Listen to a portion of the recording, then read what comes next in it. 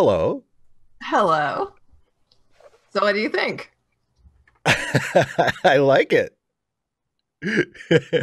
Not what we discussed for this video, is it? Not at all. No. What's So, any guesses, first of all? would this is just like a wild guess. Okay. You're in Georgia regalia. Is this because of the glorious result of the runoff election? That is part of it. Okay. That is part of it. So, universities, as you know, usually don't have just one color. I mean, Georgia, obviously, red, Indeed. but the University of Georgia's colors are not just red and No. red. No, they're red and black. You know, red and black, man. Oh, where'd my remote go? Where's my remote? Oh, there it is. You ready? I don't think you're ready for this.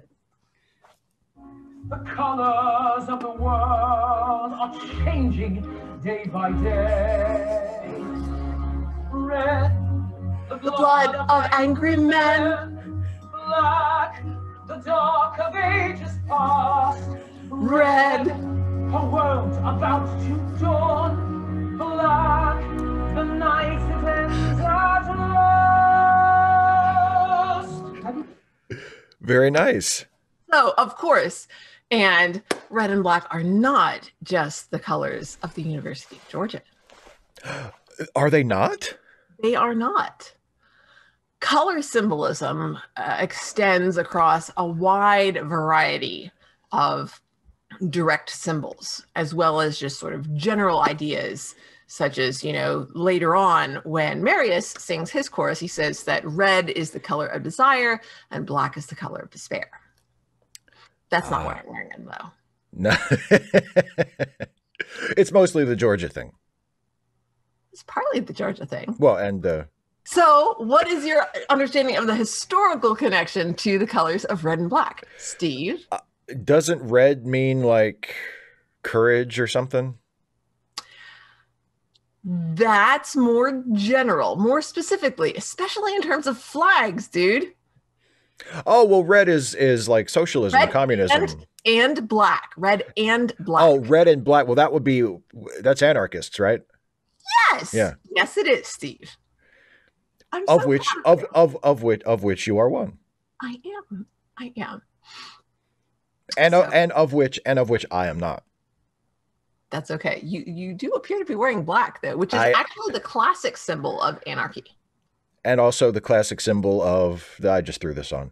This was the shirt that was clean. Yeah, exactly. Actually, this shirt, you can't really tell because of my lighting. This shirt is charcoal, and I have a black undershirt. So you can kind of anyway, so you're like black and gray, which is might be like anarcho-individualism. I've heard, but I mean, sometimes there's not always consensus, right, on what things mean. But I'm not any of that. I'm a statist. Well, it's okay. You gotta come in here starting shit. Well, yeah. I mean, I'm feeling pretty politically charged today. Yes, absolutely. Because the day, not the day this is released, of course, but the day that we are recording this is the day after the runoffs, the special elections and the runoffs. Yes. Yeah. And in your state of Georgia. Early. It's early, not like super early in the morning, but the races have not been officially called. But Warnock and Ossoff are leading Loeffler and Perdue and are at this point predicted to win this. I mean, it's really close, but are predicted to win with enough votes that there will not need to be like another runoff or have the courts have to go to courts. Or like an automatic recount or anything like that. Yeah, or anything like that. We might be in the clear. Whew. So, but the other thing is, and of course, it's, you know, the reference to Les Mis is important because, of course, they have their battle and they lose, like, really decisively. But, and then, of course, you know, the chorus there was red, the blood of angry men, black, the dark of ages past, red, a world about to dawn, black, the night that ends at last. But when you think about it, day and night kind of, it's like a cycle. You know, yes, a new day is about to dawn, but guess what?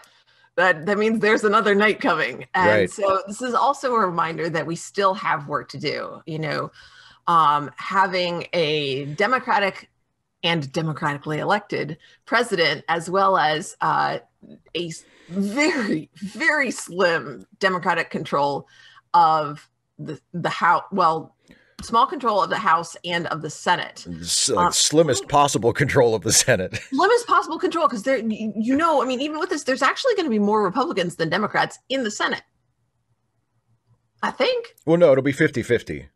But two of them are officially independents. Oh, that's true. But they caucus with Democrats. That's true. Yeah, you're technically right. Yeah. I'm wondering if Republicans won't say, well, we should still have a Republican majority leader because there are more Republicans than Democrats in the Senate.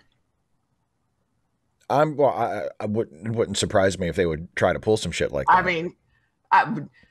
I mean, but I get constitutionally, though. Constitutionally, the vice president is the president of the Senate. Therefore, the vice president is a part of the Senate. So yes, and Harris is gonna have the tie-breaking vote. She will have the tie-breaking vote whenever that is necessary, which I imagine will be quite often. Yeah. So wow. Yeah, so that'll be fun, because that particular situation, I believe, has not occurred since the George W. Bush administration, when there were some years where Vice President Cheney was the tie-breaking vote. And boy, we all remember those years fondly, huh? So I really don't remember them much at all, with my wonderful superpower of forgetting. Yay. Sometimes it comes in handy.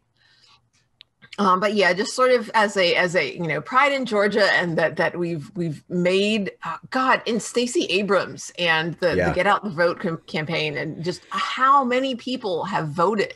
I mean, it's nice to see people involved in the management of our society, whether you are a statist or not. You know, even as an anarchist, you know, we still support living in community. And so that means we want people to be involved. You know, we want more people to be involved in the organization and the maintenance of our communities. We think that that's, at least many of us think that that's something important. I would not presume to want to speak for other anarchists, because, you know, that would go against our principles. Yes, of course. And it would be unwise, because a lot of you, with all due respect, don't seem interested in doing much of anything. There are people in every arena of the political spectrum who don't do much of anything. So that's true. That's true. That's just I think that's part of human nature. It's just like, can somebody else handle this? It's complicated, and I'm tired. I don't want to. Okay, 2020 was really hard, and I'm just done. Yeah. But apparently that did not happen in this election. And, no. I also want to give a shout out to our friend who had the birthday that we mentioned on the live stream. Who voted? The Dispossessed. She voted for the very first time in that election. And she was very excited about it. And I'm excited for her. And yes. And we're very, very, very proud of her. Yeah. And happy that things went the way we were hoping they would go. So far, I mean. Yeah. It's looking good. It's looking good. And so, you know, we talked about the possibility of, you know, wearing blue for, you know, the Democratic Party, but we're also concerned about that because our topic for today is Zootopia. And I was, you know, I'm not entirely in support of Copaganda, which is like a major understatement, actually. So, and you didn't want to wear blue because Thin Blue Line, The Boys in Blue, etc., etc. Yeah. Understandable. I am of the opinion that policing is not something that the state should do. I'm of the opinion that policing as a verb is something that we all do, based on, you know, social approval, you know, our personal opinion of what someone else should or shouldn't do. When we express that, that's effectively policing, and it's policing in a way that is organic and reasonable. You know, it's okay to have thoughts and feelings about what other people do. That's That's part of your rights. You have the rights to think and feel that way. Of course. And you have the right, you have the right to express that. And, you know, if you disagree with somebody, it's okay to tell them. But I mean, that's when we do that and more people are free to express themselves in ways that are both truthful and kind, then I think that is what is best for everyone. I think that's what's best. Oh, I mean, I wouldn't argue with that. Even a filthy statist like myself would not argue with that. Are you a filthy statist? I don't think I'm filthy. I'm fairly clean. Wash, Steve? I'm fairly clean. I mean, I practice first of all, my hygiene, fucking next level. Okay. Next level? Next level. This is not what this video is about. No. I'm very curious. I mean, mine's like on the level. I mean, there's a level to it. I mean, honestly, what are the levels of hygiene? I mean, I didn't know there were levels. Honestly, I'm curious about what it means myself because I had not thought through the implications. I just said it. You know, you do that. I do that a lot. I do that a lot. You really do. You really do. Okay, so why don't we actually get to our topic? Yes. So Zootopia is a movie. Is a good movie. Is a movie I really enjoyed, and is a movie that I think if we're going to describe it as being Copaganda, and by the way, I guess for anybody watching this who is unfamiliar with this term, Copaganda is broad. What's the word? Portmanteau word. Oh yeah, it's or perhaps we could even call it a neologism. Yeah, but I think portmanteau works better because portmanteau word is specifically where you blend the two words together. Yeah. So it is propaganda. Neologism. I don't know. It is propaganda. That is it neologism or neologism? I always said neologism, but maybe I'm folks, wrong. So there's our first question for neologism? you. Comments. Yeah, which you think sounds better? What do you pronounce that word? And by the way, or how many of you have ever said that word out loud? Be honest. Steve, I don't think they can put their hands up in the comments. Can you? I don't think you can. No, YouTube doesn't let you do that. But you can let us know. Yeah, just do like in brackets, raise his hand. That'll work. Something like that. But I'm giddy. I'm literally giddy. I'm just like, I was refreshing this morning, just like refresh. What's the update? What's the update? I'm still like nervous. Maybe I shouldn't be drinking like Diet Coke because there's caffeine in it, and I don't. You're already kind of like bouncing. I am. I've been bouncing like all morning. Woo! But yeah, so Copaganda is at its most basic definition, you would just say it's propaganda in the service of in support of the institution of the police and presenting police as generally police and policing as generally something that is good and reliable and positive and worthy of support and this sort of and we know that sometimes it's not, and not everybody disagrees, or not everybody agrees about how big that sometimes is. But I think there is consensus from all across the political spectrum that sometimes policing doesn't work effectively or fairly. Yes, I would hope that there is at least something approaching consensus of that. Yeah. And so when we look at something like Zootopia, obviously Zootopia does have a very, very pointed political message. But that message has politics in Disney movies. Who'd have thunk it? I know. When has this been a thing ever? But yeah, it does have a very pointed political message, but that message has nothing to do with policing. It's more of a about equality and, overcoming stereotypes and racial prejudice and stuff like that. And it's great. It's it's one of the things I liked the best about the movie, that here's this kids movie that is putting forward this very, very strongly stated message about equality and racial justice. I thought it was great.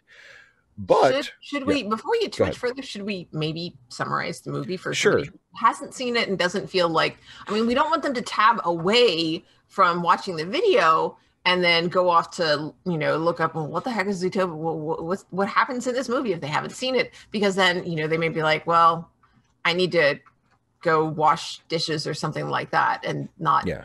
Don't do that. So we'll tell you. Or go ahead, Steve. This is your. Don't. First of all, don't you ever click off of one of my videos. Hey guys, it's perfectly okay to click off of his. Don't listen to Dana. Don't listen to Dana. Steve, yes. I'm right. I'm right, and they know it. They know it. It's okay to click on his video. Why do you know what? Because the other thing is, this is not a live stream, and this video will totally still be here if ever you decide to come back. Because Steve, here's the thing. I have faith in you that if somebody clicks off your video, and maybe they do, maybe honestly, guys, maybe you should be washing dishes. I should probably be washing dishes, but I actually have to record this thing, so the dishes can wait. But I mean, if you go wash dishes, it's perfectly okay if you don't come back right away. It's okay. This will be here. We'll be here. Why do you have to just cut me off at the knees? Well, because you were wrong. Okay. And I had to point it out. Because that's like my thing. Yeah, it is. That's your thing. Yeah. So, okay, fine. Never mind that thing that I said a minute ago when I was trying to be a big shot and I was saying, don't you ever click off my video. Apparently, just go ahead. Do whatever you want. Do whatever you want. But that's the thing. You are so much of a big shot, they'll come back. I know they'll come back. They want to know if they haven't seen Zootopia, they're going to want me to poorly summarize the story of Zootopia, and they're going to want to hear that. So now that we've spent 5 minutes, going on rabbit trails instead of actually. Hey, rabbit trails. I can use that. Oh, segue. Hey, you see this? This is how it works. It's just like that. So yeah, the lead character of Zootopia is a rabbit, is a little bunny rabbit. And the world of it's the Disney movie. So in the world of it's talking animals, and they all live in a city together. And they don't all live in a city. Some of them live in the country, but the story is set in a city where it's animals living together. And Judy, the little bunny rabbit, wants to become a police officer, and she becomes a police officer, and then she has to sort of navigate the struggles of being being a police officer who's just a tiny little bunny rabbit, and people not taking her seriously and wanting to prove herself. And she gets involved in this missing persons investigation with a fox who sounds just like Jason Bateman. Coincidentally, purely coincidentally, who is kind of like a street hustler type of guy, and they sort of become de facto partners in this investigation because he knows stuff that she needs to figure out to find the missing. He's an otter, right? The guy they're looking for. Yes. And eventually she uncovers like a government conspiracy to turn the animals that are predators savage, so that they'll be a danger to the animals that are more naturally prey. And it all becomes this big conspiracy thing. And the happy ending is that the Jason Bateman fox eventually becomes a cop himself. Wow! In that case, it really does make it sound like Copaganda. At the I think that particular story twist is what makes it feel like it might be Copaganda. I think it's accidental Copaganda. Like, I don't think the writers of the movie sat down and said, let's try to put the best possible face on policing in these troubled times, right? I don't think that was intentional. Also, let's point out that it came out. I mean, it came out. I mean, there have been issues with policing, but it didn't just come out in 2020. No, it came out like 2016. Yeah. I think. Yeah. Yeah. So there were we were still very well. By that point, we were still very well aware of the problems with policing, specifically when it came to racism and unjustified force, and the role that racism plays in unjustified police force. So I mean, those were issues that were in front of our eyes at that time.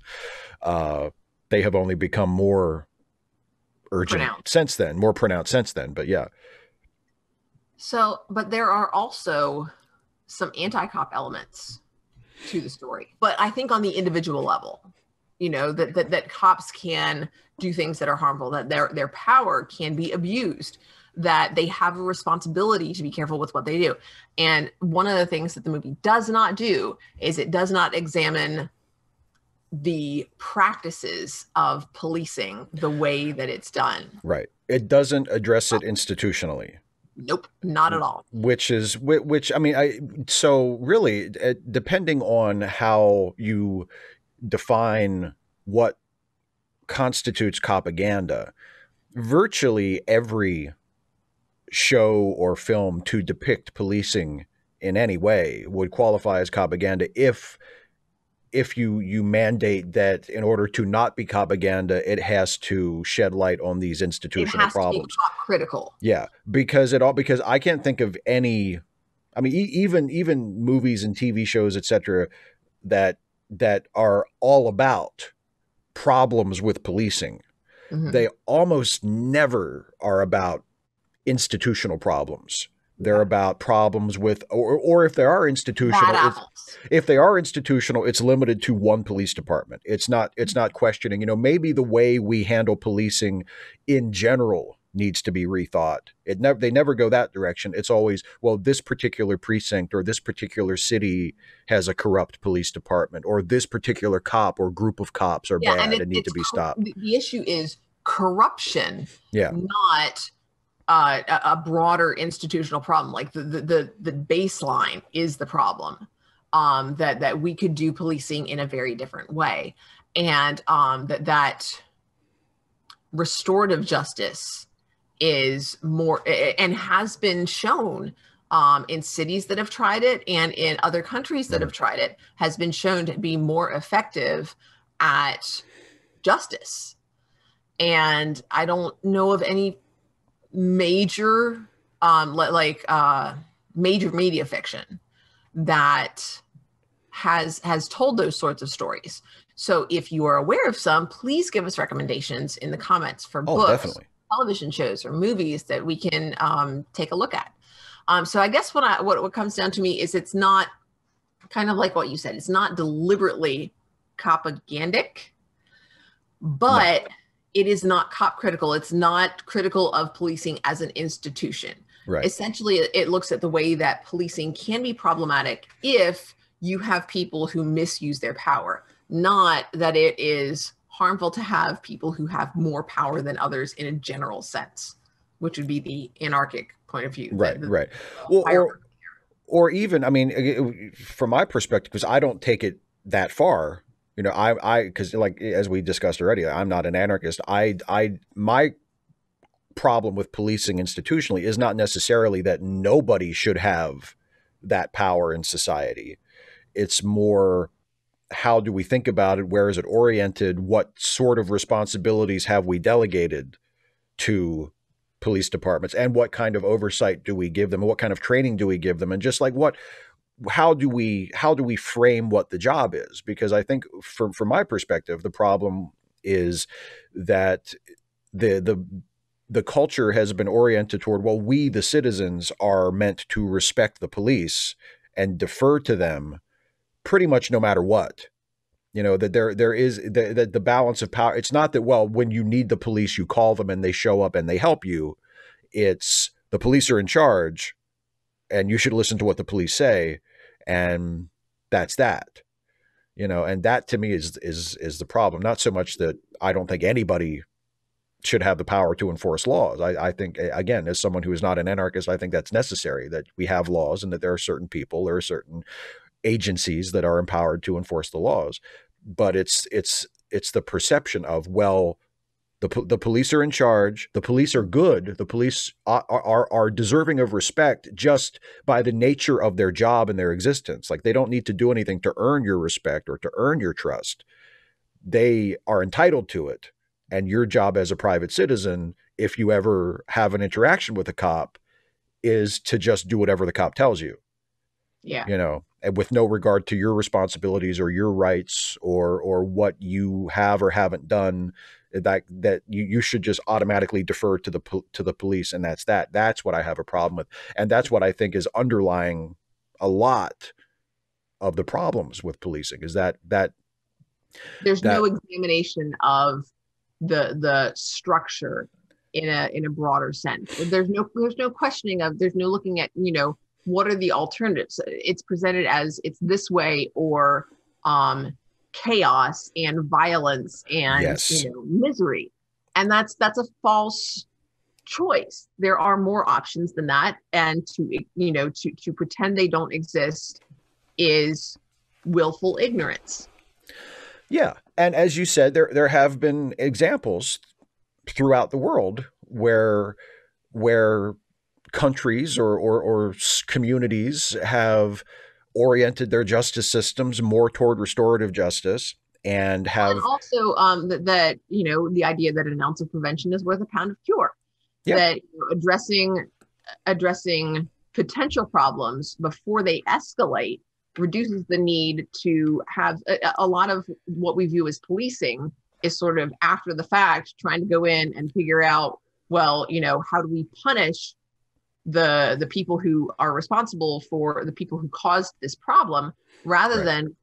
than preventing the problem from happening in the first place, and then not Right. having to punish people. We're very punitive and very reactionary. Yes. Yeah. Yes. And that could be avoided, but then that means that we wouldn't have as many people to punish. And sometimes it seems like we want to have people to punish. Yeah.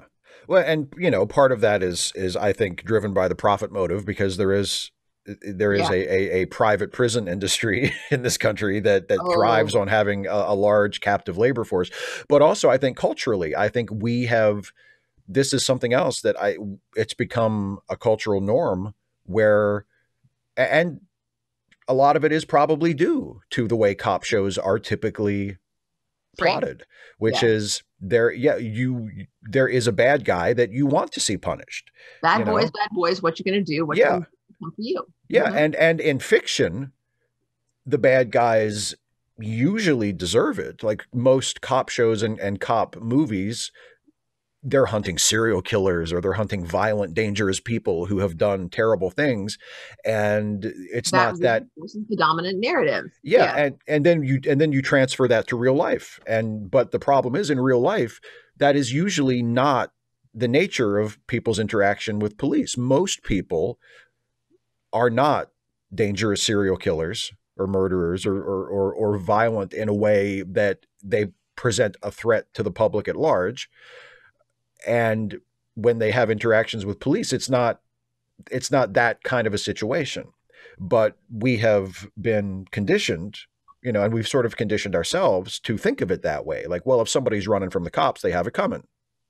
Yeah. And that is often not the case at all. And it's very rarely the case that they have it coming in the sense that they deserve to be violently assaulted or killed for whatever they've done. I mean, the whole point of having a justice system and a judicial system is that people are supposed to get a fair trial, and then a jury of their peers and a duly appointed judge will decide what should happen to them, not a cop with a gun, on the street. But there is a process. Yeah, exactly. It's because the whole job has been oriented toward you have this become bad cops for reasons, and a lot of those reasons are related to the job and what the job does to them and what the job expects of them.